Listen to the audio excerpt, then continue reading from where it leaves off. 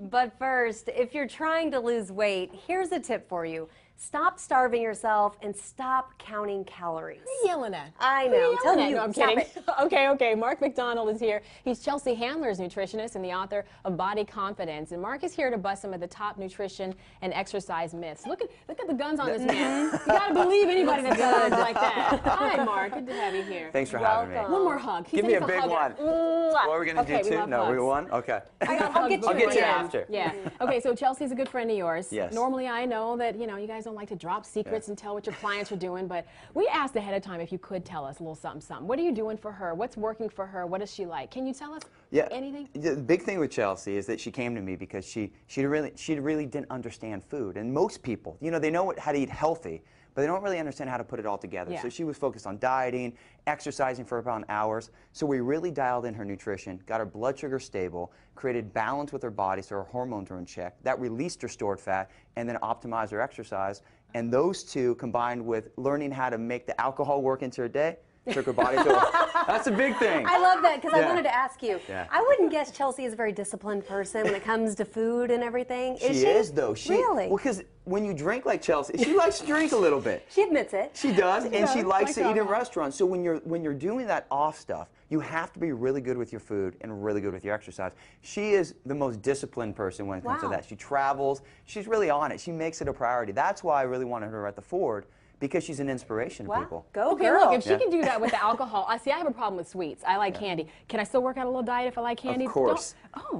I like that. I love pizza and ice cream. It's my favorite. Okay, so we got to talk more. So we're going to bust a couple of the top nutrition and exercise myths. All right, the first one, you ready? A lot of people think that you have to be in a calorie deficit to lose weight, that it's all about the calories. Is that true or false? That is false. That is the reality is that when you look at deficits, when is deficit ever a good thing? If your bank account's low, eventually you have to pay it back. Calories work the same way. Diets work because they help you drop weight.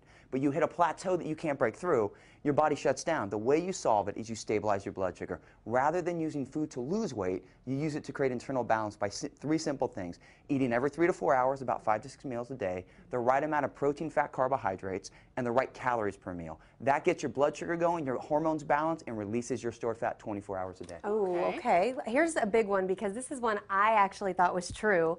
Turns out that it's not. Eating before bed. Does it cause you to gain weight, or do you need to be eating the right things before bed? It is false. It does not cause you to gain weight. But if you stabilize your blood sugar, if you never spike your blood sugar and overeat, it's impossible to store fat. So you can eat before bed, you just have to eat the right foods. So on this table, if I'm hungry and it's bedtime, what should I eat? So simply, you have some Greek yogurt right here, which is protein and fat. If it's low fat, get low fat Greek yogurt. And by simply having some blueberries or nectarine with that, that gives you protein, fat, carbohydrates, keeps your blood sugar stable, and actually makes you release fat when you sleep. See, that's my problem, because at night, I wouldn't be looking at any of this. I'd be going to grab a Snickers, some ice cream, something fun, and that's not good for you. So it's all about what you're choosing to eat at night before you go to bed. Well, a lot of that Snickers and ice cream is caused from missing meals throughout the day. That would do it, yep. You crave that deficit, and when you're hungry, you're not craving chicken or tuna. Anything. Exactly. You want the bad stuff. Okay, let's talk cardio, because I go to the gym. Sometimes I get my Kindle out. I'm reading it, and I know that's not a great workout. But is all cardio really created equal if I run versus the elliptical? Once again, it's false. That when you look at the two things with cardio that matter, you have two types of muscle fibers. You have red muscle, which is like your treadmill, when you're steady, when oxygen's present, walking, and then you have your white fiber, about 50% of your body, which is like high intensity cardio. So most people only do one type of cardio. So the first thing is you want to make sure that you're doing fat burning cardio and high intensity cardio. Someone's doing cardio back over there in the back. That's me at the gym, falling over, right?